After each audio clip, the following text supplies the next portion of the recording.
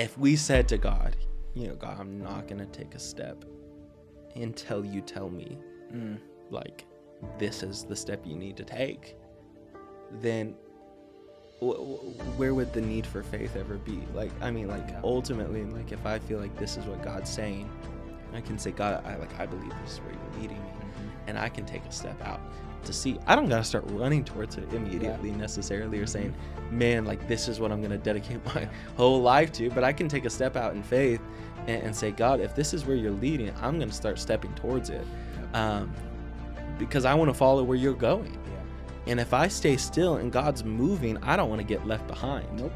Like, you know, like, and so, like, like, that's what I want my life to be, is just following the step with where the Lord's leading. That's good.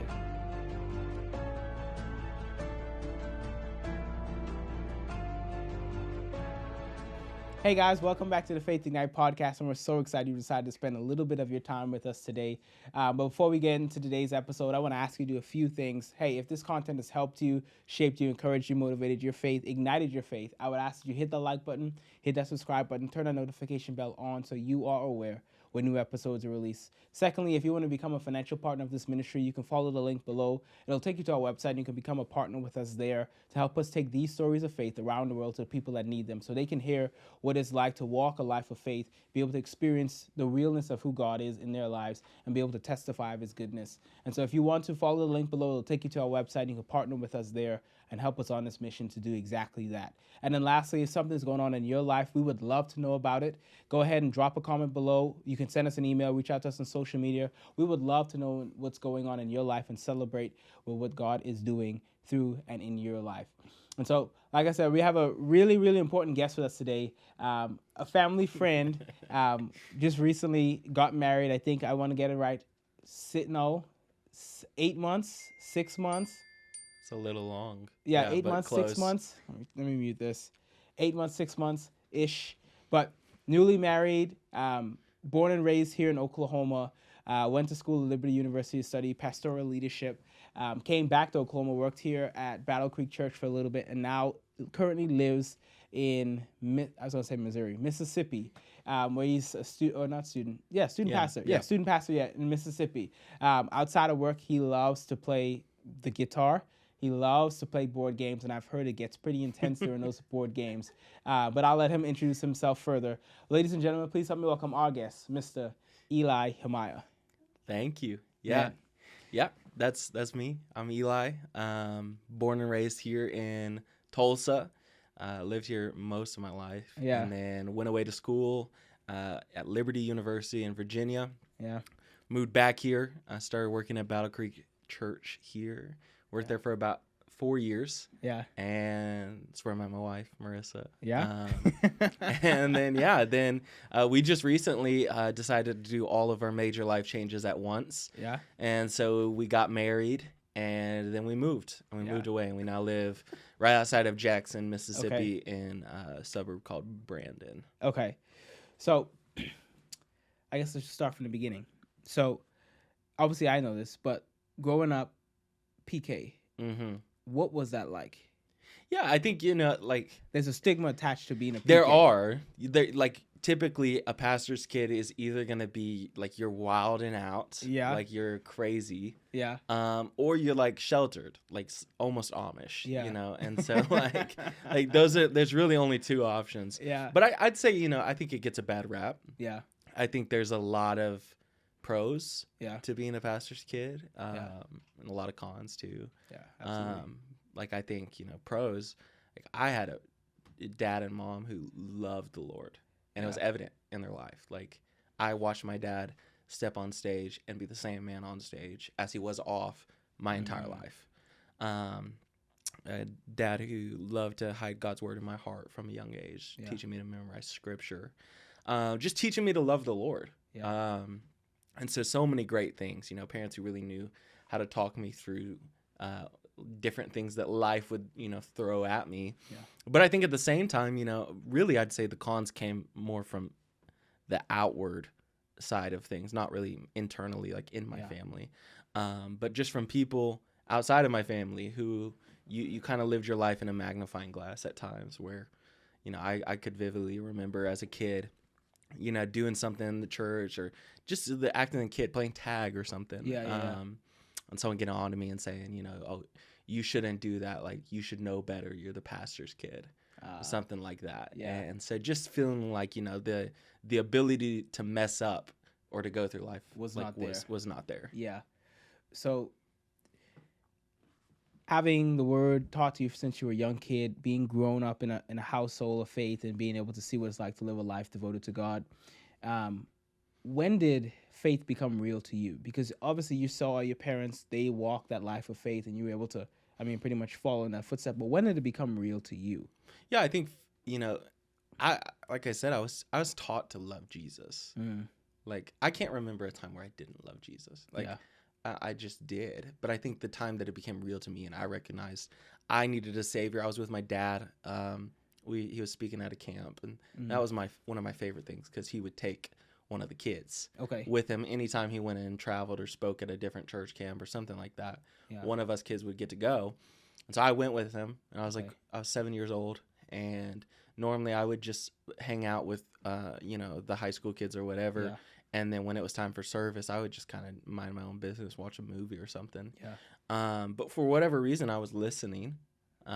This one service, I finally decided, hey, I go with my dad to all these camps. Maybe I should listen to what he's got to say, and listen to it, and knew the story of Jesus, like knew the story of salvation. But I think in that moment, I realized, man, this is what I need. Yeah. Not just what everyone needs. Like, this is what Eli needs. Eli needs a savior. And that's when I gave my life to Christ. At 7. Wow. And truly believe that was the moment of salvation for me. Where I understood what I was doing. I understood the decision I was making. Yeah. And that's so interesting. Like, even from a young age, like you said, you knew what you were doing. Like, you understood the salvation message. I've heard some people say that at a young age, they don't quite fully understand what it is that they're getting themselves into. But no, you understood exactly what was going on. Yeah. You knew exactly what you were signing up for. And so, like, even after giving your life to Christ at 7, until, like, going to college and everything else, what were some of the things that you've had to walk through to be able to see if this is, like, let me rephrase it. What are some of the things that you had to go through to that was testing your faith? To make sure, like, you stood, like, like, no, this doesn't make sense. I'm not going to do this because I know the decision I've made. Like, what were some of those things that had, like, that through life that has kind of tested that faith for you? Yeah, I think, elementary school, middle school, I was a good kid.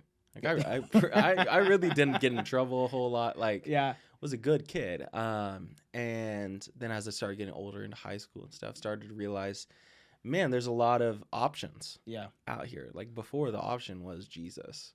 True. Like, that was the option. Yeah. And just a lot more things started to come into play. Yeah. Like, the chess game got bigger. Yeah. And so I think for me, it was never a question of whether or not did I love Jesus. It was a question of whether or not did I love Jesus most. And I think, when you give your life to Christ at a young age, naturally the question is going to come up when you're older of, hey, was that really my decision? Or, like, was that because, like, of what my parents taught me? Like, I feel like that question is very normal for someone who would give their life to Christ when they're 7 or 8. Even now as a student pastor, I talk to so many students who gave their lives to Christ at 7 or 8 years old, and now life's got harder, right? It's not the same as when you were 7 or when you were 8. And so now you start wrestling with things, you start making mistakes, different things, and you start questioning your salvation, whether or not was that moment when I was 7 or 8 really real. And so I think naturally I went through that. And I think quickly I realized, no, I love the Lord. So much so that when I got through middle school, I realized, man, I can't really find any godly friends here. At the school I was going to a big public school. Was like, man, I just am struggling to find friends that love the Lord. And so high school, freshman year, switched over to a Christian school in hopes to find godly friends, and didn't go that way. Ended up probably making worse decisions in high school with the friends I made at this Christian school than I would have, at this public school. But I think it taught me a lot. Because it was never a question for me of, do I love the Lord? And even in my, like, bad decision-making, poor decision-making, it was not out of a rebellion. like maybe you would think a pastor's kid Yeah. is doing of Yeah, like, yeah, yeah. oh man, I'm rebelling against what my parents have forced on me. It was Yeah. never that. Yeah, Like yeah. really for me, what I had to realize was, man, I love Jesus, but I love approval. You know, I love people saying, oh, like Eli's such a fun person to hang out with. Yeah. And the people that I so badly wanted to be friends with Yeah. and wanted to be included stepping in this new school, the guys that I thought, man, we have the most in common. The way I would get their approval was through sin. Like Yeah. it was through Yes. poor decisions. Yeah. And so I was willing to compromise my character Yeah. to be liked. Yeah. And I think really it all kind of blew up in my face. Like heading into my senior year of high school. Yeah. Because all of these poor decisions I had been making, whether it's, partying, drinking, whatever Yeah. it might have been, all of these decisions I had been making were in secret. Like I was keeping this persona Yeah. of Eli's this good pastor's kid who Yeah. leads worship, is a leader in the youth group, like all these different things. But with my friends, Yeah. they knew, like, Yeah. Eli's also a good hang. Yeah. And and ultimately when you're living two different lives, they're bound to collide. And they did. Yeah. Like, I mean, they blew up in my face. Yeah. And like eventually, like, I just had to like tell my parents, like, Yeah. like, because they found out I was Yeah. doing some stuff and they didn't even know all of it. I just remember one day I was so tired of living two different lives that I came home. I was just crying. My mom was like, "What's wrong?" I was like, "I just got to talk to y'all." And so that night, talked to her and my dad and just told them, like, here are all the things that have been going on in my life that you have no clue about. Yeah. That you should know. Yeah. Like, Yeah. because I need help and I don't. Yeah. I've dug myself in a hole and I don't know how to get myself out. Yeah. And just remember in that moment, my dad saying, like, Eli, you can live a life of freedom and like victory over all these things, and we'll help you. Yeah. And very loving, very compassionate towards me in that, met with a ton of grace, and just started walking that road. And honestly, senior year was a really lonely year for me in high school. Because I realized, man, the friends I was hanging out with, I just can't be hanging out with them anymore. Yeah. And it was hard because I still loved those guys. Yeah. Still to this day do. But realize I just can't walk towards Jesus in this environment. I don't have I'm not strong enough to be the influencer in these friendships. I just had to remove myself from them. Yeah. And that's when I really think my walk with the Lord took off in that moment, because I started having to figure out, who is Eli, and how's the Lord made Eli, and thought I had a good grasp on it. Definitely did, and like haven't figured way more out about how the Lord's made me and who I am, and but that is when I identified call to ministry on my life. Was the summer before my senior year. Decided I was going to go to Liberty and pursue that, and initially thought that was going to be worship. Like, thought that was the road. It's what I've been doing. It's what I loved. And God had different plans for sure. Because, that door just kind of shut in my face. Yeah. And the door to pastoring and preaching and speaking just kind of swung wide open. Wow. So, then going back to, like, when you were talking, like, you said you just got to a point where you had to tell your parents. Yeah. I love the fact that they met you with grace. And they were understanding. I've seen it go the other way, and it does not go well. Like, it goes to the point where whomever is asking for help then comes to the point where, you know what, forget I even asked, because it's met with a bunch of condemnation, it's met with a bunch of judgment. But understanding that nobody's perfect, right? And to be able to respond with grace, like, it's okay, we will figure this out, and for them to be able to walk hand in hand with you, man, that is commendable. Well, and I think like. When you really start to think about it, like, no one would get mad, right, when a sick person finally admits they're sick, and it's like, I need help. And so, like, I think people don't know how to express their hurt, you know, because, like, I think at the same time, my parents cried when I'm telling them all these things. Like, they were hurting, in the same way I was hurting, because they know, man, my kid, my son, who I love, is hurting, and I haven't known. Or he hasn't been honest with me. And so I think the frustration in that sometimes can get the best of people, where it's like, man, and they don't even know where the frustration is coming from. Like, oftentimes the frustration is really not even at the kid. Frustration could be at the enemy, you know, or the things coming at your kid. Like, but it's not the kid itself, and the kid just takes the blunt force of it. And so I'm very thankful that my parents just met me with grace in that moment. So fast forward, went to Liberty, got your degree in pastoral leadership, and then came back to work at Battle Creek. And then during that time, you met your wife. Yeah. And so I love a great love story. So kind of walk me through because I know I kind of know bits and pieces of it, but kind of walk me through that love story. So Marissa and I, we knew who each other were. Okay. For a long time. Yeah. She's in the audience, by the way. Yeah, she is. She's sitting right over there. We knew each other for a while. Yeah. Like, I knew who she was. She got really close actually to my aunt. Okay.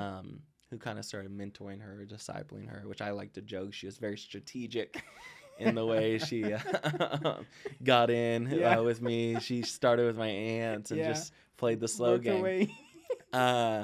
Yeah, no, because like I remember it was like way before we had ever started dating. I was going to eat dinner with my grandpa at his assisted living facility, and I showed up and Marissa was there with my aunt to eat with us, and like, so that like we just like started running into each other quite a bit, and yeah, we were 5 miles away from each other for several years, and it was just never even like an idea in my head to ask Marissa out. I knew who she was, but I honestly think like that was God's grace, like in His timing that I never asked her out, because I had to learn a lot before I was ready to meet the woman I was going to spend the rest of my life with. And had I asked her out or tried things before, I would have run that thing into the ditch. Like it would have been bad. She probably would have never talked to me again. But finally, like started hanging out, mutual friends. Pretty quickly on, like realized like, oh man, like I'm interested in this.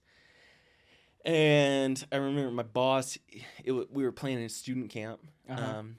For one of the years I was at Battle Creek, and I was in charge of all the host moments. That year at camp, and so he basically, all the announcements stuff, and he had said, "Hey, I think Marissa would be a great co-host for you at student camp. Can you reach out to her and see if she would be like down?" And so I was like, "Yeah, sure, whatever." So I texted her. I was like, "Hey, would you be down to do this?" She said yes. I was going out of town, and I had a deadline of when I had to have like met with her and got her up to speed on all the things she needed to know.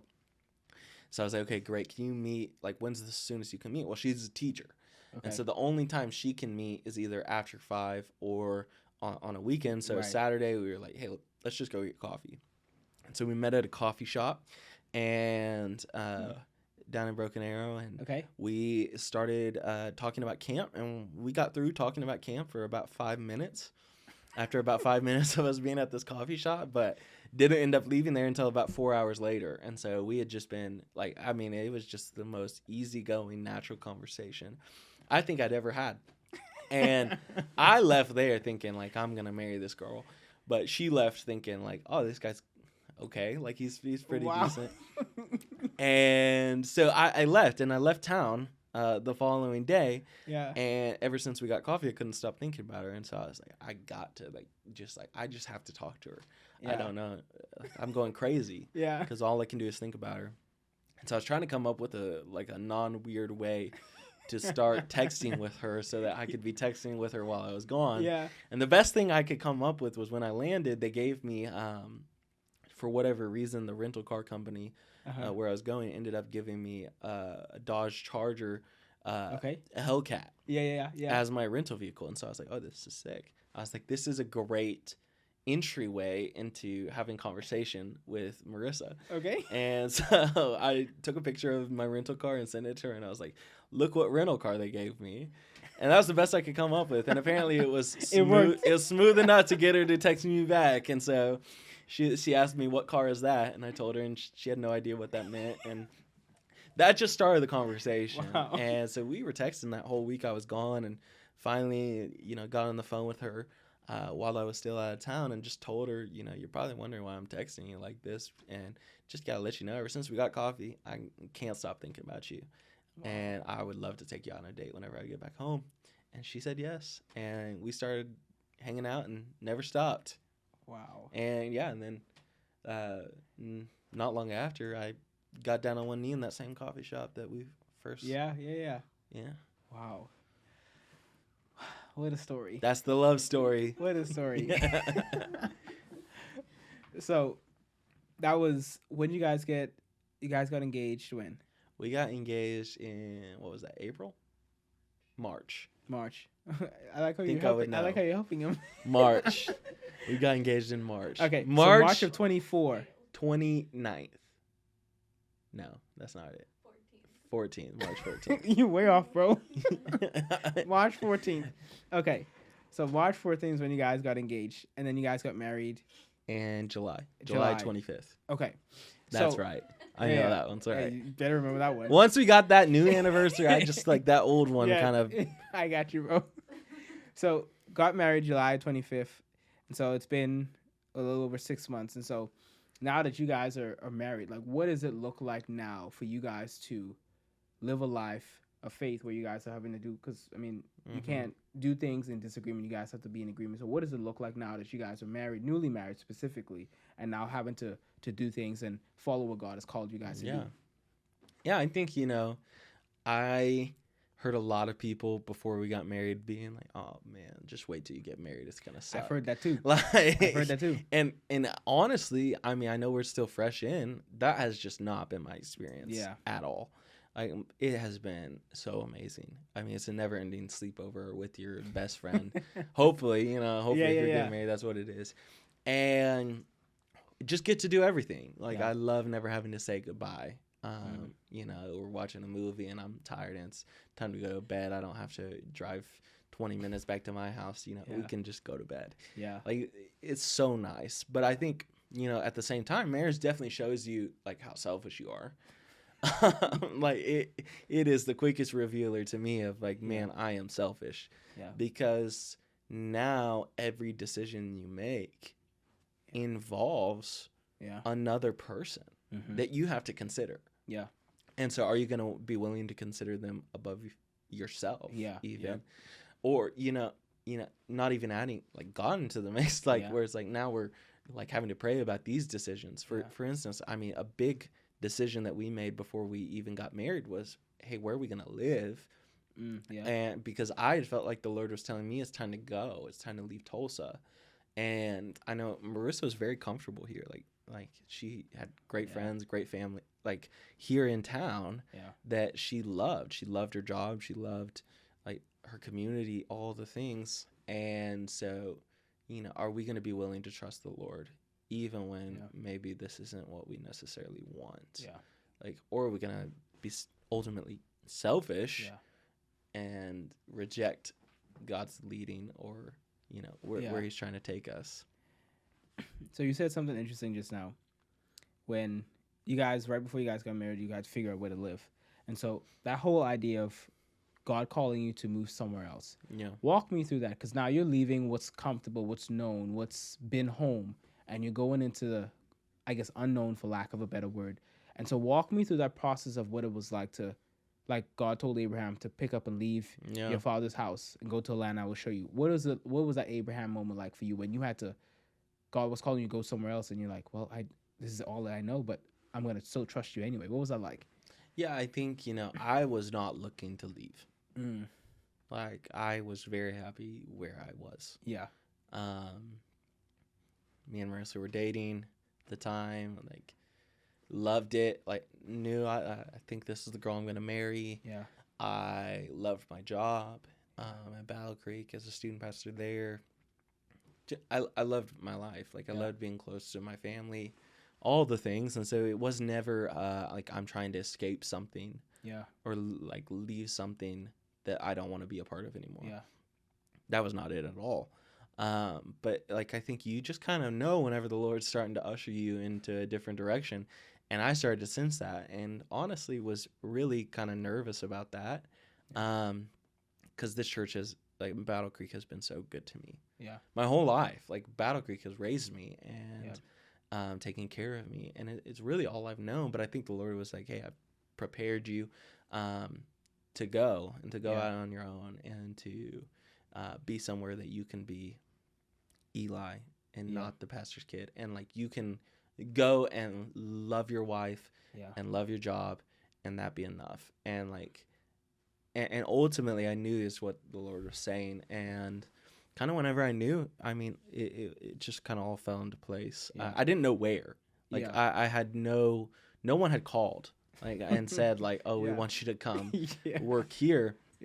And I kid you not, it was like that week that I felt like, man, I feel like this is what the Lord's saying. Talked to Marissa about it, talked to my parents about it. We were all in agreement. Yeah, we think this is best for me and Marissa. We think this is best for Eli. And that next week, it was like I got 10 different phone calls from 10 different churches. Wow. And just took like every door as like, I'm just going to see like where God leads. And so took every phone call. And really it dwindled down to about 3 options at the end.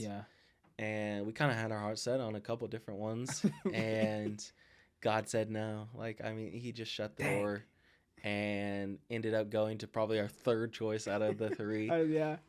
And I can already see what the Lord's doing there, and how he's growing me, growing my walk with him. And I feel closer to the Lord than I think I ever have. Like, I love living there with Marissa and, you know, getting to be married. And I think things are really starting to fall into place, like starting to find some community there. And man, it's so interesting. Like you talked about, like you would have your eyes set on one thing, and then God has a different plan.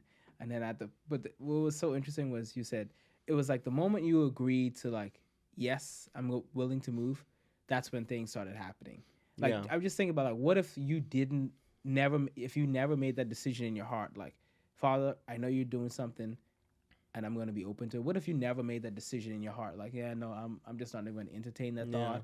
I'm just keep it. Like, you would probably, like, you would still be where you were at, and you would still be comfortable. God wouldn't hate you, but he would just like, that's not the best I have for you. But the moment you made that decision, things started changing. Well, I think, you know, like, if we said to God, you know, God, I'm not going to take a step until you tell me, like, this is the step you need to take, then where would the need for faith ever be? Like, I mean, like, ultimately, like, if I feel like this is what God's saying, I can say, God, I believe this is where you're leading me, and I can take a step out to see. I don't got to start running towards it immediately necessarily, or saying, man, like, this is what I'm going to dedicate my whole life to, but I can take a step out in faith and say, God, if this is where you're leading, I'm going to start stepping towards it. Because I want to follow where you're going. And if I stay still and God's moving, I don't want to get left behind. Like, you know, like, and so like, like, that's what I want my life to be, is just following in step with where the Lord's leading. That's good. And ultimately that requires you to be the back legs. Like Habakkuk, I think is 3, talks about that, of like, let my life be like the hind feet of the deer. And like ultimately the hind feet don't decide where you're going. That's good. Like, you follow in step. With the front legs. And so like, the Lord's the front legs, I'm the back ones. If the front legs move and I don't, like, it's gonna be a problem. Like, we're gonna get hurt. We're gonna fall. We're gonna break an ankle. Like, but like, if he's going, then like, I naturally have to follow. And like, that's just ultimately what it ended up being. And he led me, like, the second part of that verse is so that you may walk on high places. Like, and ultimately, like, I am just a firm believer in, when you're walking in step and in alignment with the Lord, you might walk through difficult things for sure, but ultimately he's going to lead you to high places. That's good. And so like, even with dang, I just lost my question. It was a really good one too. Dang it. Anyway, I'll go into something else. But even with, No, it was a really good question. I gotta. What was it? What was it? Because you're talking about hind legs. You're talking about following Mm-hmm. the spirit. Yes, that's what the Bible talks about. So the Bible talks about it in Proverbs 3, Mm-hmm. 5, and 6. Trust in the Lord with all your heart. Lean not on your own understanding. In all your ways, acknowledge Him, and He will direct your path. You know, I would come across decisions, and I'm like, do I know what to do? No. I would pray in the Spirit, and the Lord would reveal to me what's to come. But sometimes I'm like, Father, I have no idea, but I'm doing what your word says. I'm trusting you, and I'm like, I'm going to acknowledge you in this decision. Father, I ask that you show me what the best answer Yeah. is. Show me the path, and I'm going to trust that you're going to lead me. And as you do, you will make that way clear for me. And so, like, I'm taking a step. Lord, I'm trusting you. If this is not it, close that door. Then the closed door, obviously I know that's not it. Yeah. So Father, you're going to lead me here. And sometimes I see people, they get to a point where they try to be like, they're so afraid to miss it, so Yeah. afraid to mess up that they don't take a step at all. Yeah. I think that's a problem. Like, Yeah. I think that is ultimately, you can get so scared to miss it. That, like, this might sound like it might sound kind of reformed or Calvinist of me, but it's like, are we really that big? Mm. You know, like, Yeah. are you really that big to mess up God's plan? Mm. And, you know, I kind of think, like, the way I see it, is, you know, part of the blessing of obedience is God oftentimes gives you choices. Like, like that is just the overflow of walking in obedience with the Lord. You know, I remember even when I was trying to figure out what church are we going to go to. There's several different options. Yeah. And really, I mean, the prayer I was praying was, God, please shut the doors you don't want me to walk through and open the doors you do. And that's not what happened. At the end, ended up with multiple job offers to multiple churches. Yeah. And walked through the whole process with multiple of them. And so I was like, I don't know what to do. And ultimately, in my hands were 3 different churches that I could go to any of them. And they're all great churches. They all love the Lord. Like, we could be happy at any of these. Yeah. Yeah. And I remember talking to a super wise man in my life who's helped me through a lot, Todd Roy, and was talking to him. And that was what he encouraged me with was, you know, the blessing of obedience oftentimes is choices, and then God lets you choose. Yeah. And he says, hey, you can honor me in any of these places. Yeah. Like, you choose where you want to go. Yeah. And I think at the same time, I do think there is a thing as God's best for you. There is. Like, and I think that's where you can rely on him and discernment and obedience, because if it were down to Eli's choice, Eli would not have chosen Mississippi. Yeah. Like I would have gone to Florida, like, or the beach, you know, like that would have been my choice. Yeah. And so even in that, finding, you know, am I willing to sacrifice what I want for where I believe God's best is for me? Yeah. And yeah, like you ultimately, you just got to take a step of faith. Yeah. And move towards where you feel the Lord's leading, and trust that He'll guide you. Like that's what the word says. Yep, exactly. Like, is that He'll guide you and He'll lead you. Yeah. Like, well, leading requires movement. It sure does. And so it's like, if I'm never moving, He's never able to lead. Yeah. And like, sometimes it's easier to shift directions than it is to get going. Yeah. And so like, maybe just take that step of faith, start going, and trust that the Lord's going to direct you into the right path. Yeah. So I guess we'll wrap up on this episode, on this note here. So if you could leave some kind of encouragement with our listeners, or you could go back in time and tell your younger self, tell younger Eli, some piece of advice, what would it be? Yeah, I think it'd probably be not every open door is an open door from God. Like, I think that is wise. Like, while we're talking about this, like, man, I think there was times early, especially in the ministry, that naturally, like, just opportunities presented themselves to me. That I think if I were to be real honest when I prayed about it, I think the Lord was telling me no. But because of gifting or whatever you want to call it, charisma, like, was able to get what I wanted, and maybe even open the door for myself in ways, or accept different opportunities that I knew the Lord was saying don't. Yeah. And I think ultimately that hurt me, like, bad. Yeah. Like, I ended up in a world of hurt because I was so busy trying to open the door for myself. Yeah. Like I think that's really what I would say. Yeah. It is trust the Lord to open the door for you. You don't gotta open it yourself. Yeah. Like I think that would be a more accurate way to say what I want to convey. Because when you open the door yourself, you don't know what's on the other end of it. Like, That's good. Yeah. like you got a Savior and an all-knowing Father who knows what's behind that door. And if He's shut that door, He's shut it for a reason. Mm-hmm. And if like I do think that there comes a time when the Lord, like, He'll let you open the door on your own, but He's trying to lead you and direct you to not. Like, and I think I felt I had to prove who Eli is. I think that was wrestle even as a pastor's kid working in my dad's church. Yeah. That I had to prove that I'm good at this. I had to prove that I'm, qualified, whatever it might be. I have to prove that I don't just have this job because my daddy runs the church. Yeah. Yeah. That I'm a good pastor. Yeah. And through that, ended up prying open doors for myself that I never was meant to walk through. Yeah. And ended up running into some ugly monsters behind those doors. And it honestly caused me to deal with a lot of things. And looking back on it now, I'm grateful I walked through those doors. Yeah. Because I was able to learn a lot about myself. And just all of the things from my childhood till now that have made me into who I am. That, hurts, whether by my own sin and selfish actions or done to me, that like they had an effect on my life and caused me to view the world in the way I view it.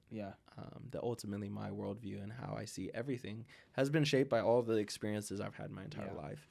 And so what are those experiences and how have they crafted the way I see it? And ultimately, I felt as if I had to prove myself. And going back to the, pros and cons of being a pastor's kid, like that stemmed all the way down there as a young kid, running around the church that, was told, you're the pastor's kid, you should know better. And so my ability to mess up, my ability to be honest, my ability to prove myself, like all of these things compiled into who I was. To where I felt very little ability to be honest for a long time. Because I felt like if I was honest and I messed up and I made a mistake, then I have to admit that to, other people. And I'm going to hear that same sentence. You're the pastor's kid, you should know better. Or, whatever it might be. And so ultimately ended up feeling the need to just prove myself in everything. And that's a dangerous trap. Because like I was just like so desperate for approval. And when you're desperate for approval, you'll open whatever door you can to get it. And ultimately, I was open doors for my own approval. And when the Lord had already approved of me, and I could have sat right where I was, and had all the approval I needed. But I chased on my own and found it in counterfeit ways that ultimately left me hurt because that approval will never last. And so, finally found where my approval lied and can to this day rest in that, and it's still a temptation. I mean, to prove myself, and to show I'm great. Like everyone wants to be told good job. But feel like I have good avenues now to find that in the right place. Amen. Eli Himaya, ladies and gentlemen, man. Thank you so much for coming on the podcast and sharing your story. If I had a pen and pad, I would be taking notes. But I get to watch this back on repeat. But thank you so much for coming and sharing. Honestly, just to kind of see the behind the scene things and like to see like and share like what it was like to even have to walk and go through what it was like to be a pastor's kid, and then ultimately taking that step of faith and trusting God to the unknown at that point. Now you see, obviously looking back, it was the best choice for you, but seeing what it was like. And so I honestly believe that this episode is going to help encourage somebody, whether they're having to make a big decision, having to figure out who they are, having to understand that they have been approved already by God and not have to work for it. I honestly believe this episode is going to help somebody. And so thank you so much for coming and having a seat, man, and just chatting with me, man. Thank you. Amen. Well, ladies and gentlemen, like I said, we're going to have to wrap this episode up. But if this episode with Eli or any of our other episodes have helped you, encouraged you, motivated you, encouraged or ignited your faith, hey, I would ask you to hit that like button, hit that subscribe button, turn that notification bell on so you are aware when new episodes are released. And then if you want to become a financial partner of this ministry, just follow the link below. It'll take you to our website, and you can partner with us there to help take these stories of faith around the world to the people that need them. And then lastly, if something's going on in your life, like I said, go ahead and drop a comment below. Reach out to us on social media. Write us an email. Write us a letter, however you want to do it. But just let us know what's going on so we know how we can celebrate with you for what God's doing in your life. And so we're going to sign off for today. But until next time, this has been Faith Ignite. We love you guys.